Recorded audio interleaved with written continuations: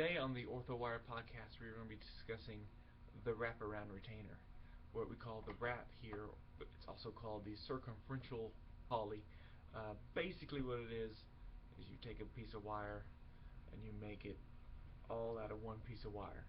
And that's what today's video is going to cover, minus the acrylic, and that's pretty basic.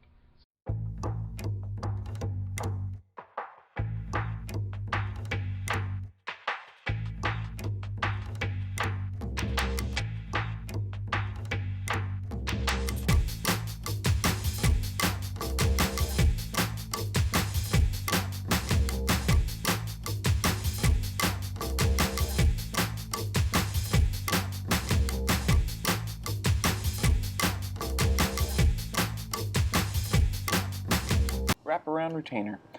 As you can see, this is kind of a small model, but according to the prescription that the doctor did, he wants those adjustment loops over the 4s, not the 3s. So you'll see this is a little bit different than what you might do. I'm going to put my adjustment loops over the 4s, or I guess you would call them the first bicuspids. This is, I've been mine, I guess it's in an unusual way. I start like a regular holly, a regular labial bow, and I usually start by going to the right side or the left side of the model, and I work my way around that side, and then I go back and work my way around the left side, the other side. So you'll see this after I finish cleaning these up. A good rule of thumb to follow when you're starting to bend these wraparound retainers is to mark your model. Take a pencil and just mark where you want the wires to go. I still do this from time to time, even though I've done hundreds or thousands of these, and mainly just to show, remind myself where the loop is. And anyway, as you can tell, this is not the best model that I should have done the recording on. There are these bony protrusions on the buccal surface on the cheek side of the teeth. You can see I get a close-up of them later on, where you can really see the bony protrusions, and I had to do some fancy wire bending. Okay, wire bending. I use 032 wire from JBC. I really like the way that this bends and feels in the hand. It's got good springiness to it. I start with a basic curve that I just bend with my hands by just taking the wire and running it back and forth in a curve design, and it starts my curve. And like I said, I just start with one side. I mark my midline, and then I mark the last place that the wire touches the tooth. I take my favorite 3-prong pliers. I always use these 3-prong pliers for doing wraparound retainers. And then I just get started. I'll use that mark as a reference, and I'll do a little bend in and bend out right there in front of the canine, right in front of the cuspid, and then bend around the cuspid. Now notice my left hand. My left hand, I'm trying to hold the wire in the exact same position. I'm using the tactile, the sense of my finger to feel the tooth and the wire, and I can feel with my finger that, hey, that wire's right in the middle of the tooth, or hey, it's too tall, or let's see, how do I say this? Too close to the gingiva, too close to the incisal. And so that's what I do with my left finger. Okay, so I've made my 90-degree bend, and I'm using these pliers. I wish I could get in the screen here. These, as you see, I made my 90-degree bend, and so what I use these grooves for is to control the height of it. So I'm bend it very carefully against the pliers, very tight, no spaces in between the wire and the pliers. Spin the wires back around, staying on the same groove as I did before, and bend the wire again. This is about the only difference you have in a holly and a wrap, is that wire keeps going toward the back of the mouth. You don't cross the occlusion distal to the 3 or distal to the 4 in this case. Notice I bent the loop outward away from the gums because of that bony protrusion that's there on that model. You won't have this on every model, but there I had to do it again. just so I clear it. You don't want to impinge the gums anyway. You kind of want it to just float a little above the gums and not touch the gums very much. Again, here I am showing the bony protrusion.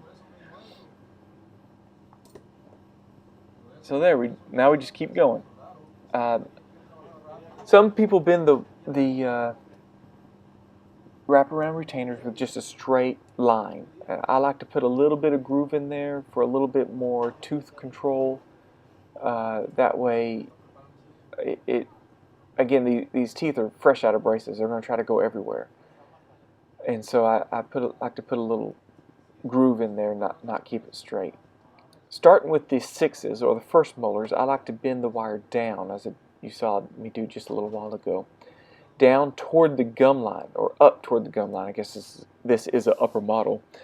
And I like to contour the wires along the gingival line, just like you do in a C-clasp. And you can see one of my C-clasp videos on my channel to see how to do that. But instead of going over the occlusion, I'll just bend it right back out, and I'll do the same thing on the second molar, or the number 7 tooth. And I'll just go right around the end of that tooth, just like you would a C-clasp. You mark the wire where you want it to be, or where it's touching the tooth at the very last position. And so what I'm doing here is, again, notice what I'm doing with my left hand, my left finger. I'm holding the wire on the model in the exact same position every time, and that's what you try to achieve. Is every time you take it off the model to bend, you put it back on the model in the same position. See, I'm checking it every time I put it back on the model. You got to check it and make sure it's there. These bends toward the back are very crucial. They will change the angle of your whole wire if you get them wrong. And so just be real careful, make small bends. I've gotten it to where I want it, so now I'm just wrapping it around the back of the tooth. And again, making sure it's where I want it, it's lining up with the marks that I made.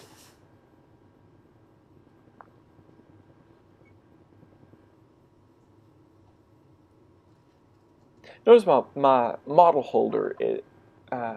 Model holders are very important to me. I have a hard time bending these on a flat table now, but that model holder can hold it in such a position that my movement from taking the wire off the model is very minimal. Again, I'm cutting this wire just so that I can start bending it down into the pallet without it scraping against the other side of the pallet. So I'll cut that short at this point usually. Don't be afraid to unbend the wire, is what I call it, or undo one of your bends using your 3-prong, just to make sure you get it nice and tight around that distal edge or corner of that tooth. And you just start bending it down into the occlusion, just like you would a C-clasp. So just once you get to this point, you just treat it like a C-clasp, and you just wrap it around the back of that tooth. Again, I'm double checking. It looks like I got a little off. Yeah, I did. I got a little off. I wasn't holding it correctly on the model. But getting back to my other point of being able to hold it on that model with using the model holder and holding it in the same position every time. Notice I don't lift it up off the model very far unless I'm making a real big bend. These small little adjustment bends, I just pull it off just a little bit, make my bend, put it right back on the model. Not too much, I guess you call it, travel time off of the model. So there we go. We got one side done, got the right side done, and now I just work my way back across, starting at that canine again. I know I bent those, but just to get it lined up in the middle along my marks that I made on the model. Again, it's real important, just as it was important to keep checking it against the model when you're bending that last distal end. This transition point's important also. But once you get it all lined up, it goes pretty smoothly.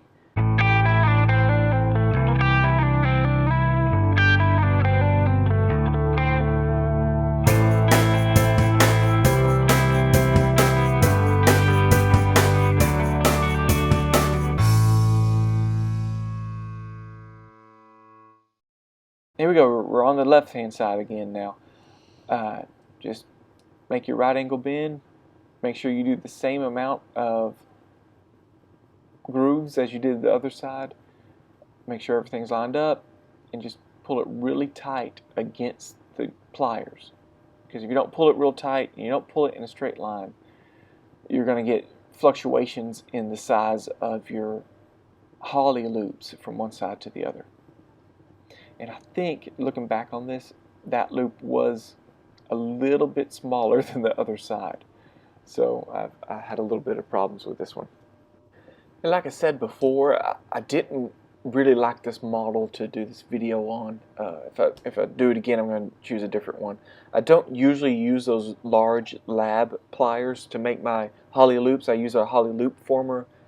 Gives me more consistent results. But my holly loop formers make those loops too big for this case. This case has smaller teeth and so I had to use the smaller plier, and I don't really like using it too much because I can't control the height of the loops very well. But anyway, continuing on to this left side, or the patient's right side, I guess.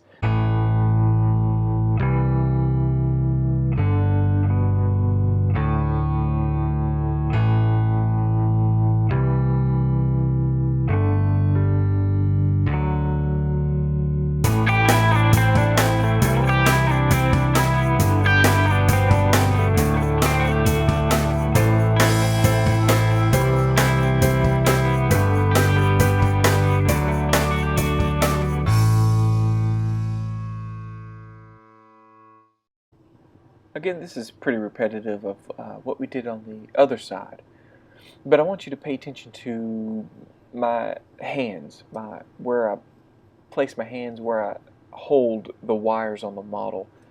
I try to be as repetitive as possible, holding it the same way every time, so that you can see the results of each of your bends better. Because if you bend it 3 or 4 times before putting it on the model, you won't know which of your 4 bends was the bad bend. So I do one bend, put it on the model, do another bend, put it back on the model. Especially when I'm getting toward the end of it. Again, like I said on the other side, this is very important. This going across the distal here, it sets the rest of the wire, the height on the front of the teeth. It sets the rest of the wire. Oh, there was that trick I did with my finger. See how I'm holding the wire with my finger and pressing against it? It's because that wire already has a curve in it, and as you squeeze it with a 3-prong, it tends to want to flip that wire down. So I hold it level with my hands, flipping that middle finger out, like I'm doing, as I squeeze, and it pushes against my finger, but I still make my bend on the same plane that I want to. Otherwise, it would fold downwards and would mess up what I'm trying to do. So once you get to a certain point, it kind of goes a little faster.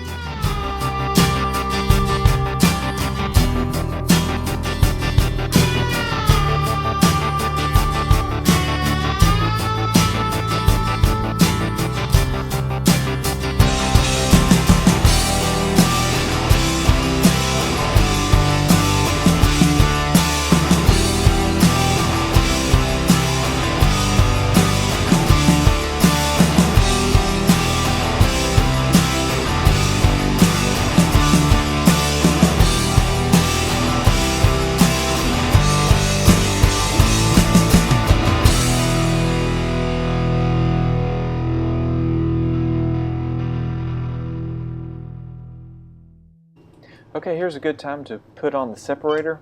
You're about to wax this main wire on permanently before you apply the acrylic, so this is a good time to put the separator on. Okay, keeper wires. I use 028 0.18 diameter wire, and I use these jar back pliers. I like them because they got a little tiny tip. And so to make these keeper wires, you're going to make a circlet or a circle, and then you're going to go make a circle again, so a double loop, I guess. And you're going to try to keep it as tight as possible, no space between them. I like to smash them down a little bit with the plier to make sure. Again, you just keep it real tight around the plier, and you're going to go around twice. I wish my camera would focus in on that. But it's like a double loop, and the reason you do this is it's going to slide on the model, the keeper wire, and you thread them onto the main wire, and you put them on the direction you want it to be on the main wire in the final position. So just note that. So if you want them pointing down, start threading them on the eyelet pointing down. Okay, notice what I'm doing here. I'm putting these keeper wires on before the acrylic, and even before I wax on the main wire. And the reason for that is I don't like trying to put these on after the acrylic's done or after everything. I don't think it looks good. I don't think it does good. I don't like to solder them. These are actually free floating on the wire. They move a little bit. They give a little bit.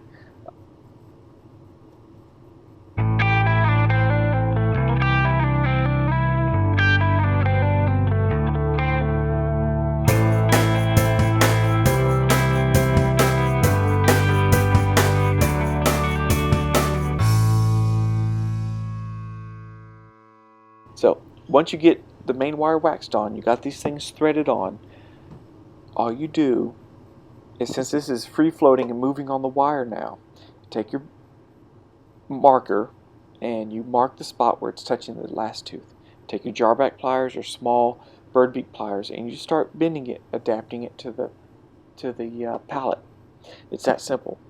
You're just doing it on the model. You can't take it off the model anymore. But again, like I said, the wire is free floating on the model. It spins, it rotates. You just pick it up, bend it, put it back down. Mark it, pick it up, bend it, put it back down.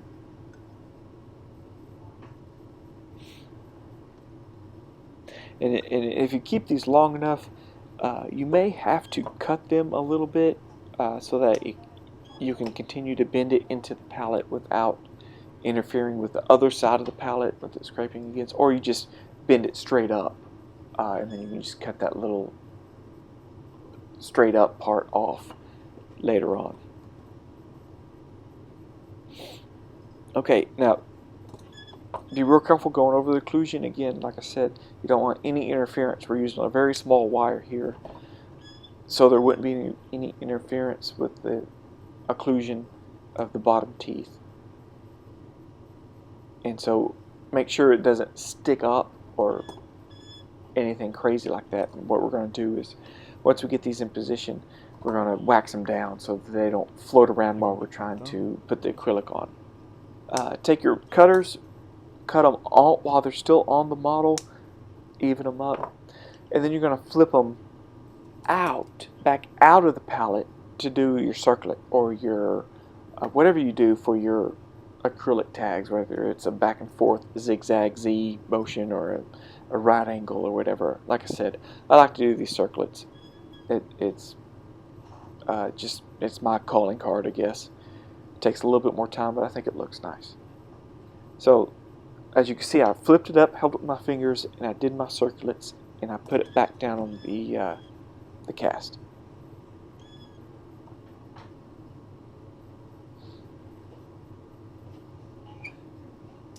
Okay, again, this is my method of doing this. This is what I've come up with. You may find yourself coming up with a different kind of way of bending this. Be sure and experiment. Again, the main things I went over here was make sure the model is on there the same way every time you go for a bend. You bend it, you put it back on the model, you check it. Some people, they start from the inside palette with their wire, and then they, like the right side where I just touched, they go from the inside and they wrap all the way around, and that's how they make theirs. Or they'll start from the middle and they'll work both sides at the same time. And I've done it both ways. This is just the way I've come up with that works fastest for me. Everybody's going to have their own wire bending methods. They use different pliers, so whatever works for you. Alright, that's it. That's the final product. I hope this helps. Maybe I can get into more detail. Here is the final product right before acrylic. This is what it should look like. My wire's a little bit off, but I was able to fix them in the end. Purple with the glitter. I hope this patient likes it. And I hope this helped you. Leave comments below or visit me at designerretainer.com if you have any more questions.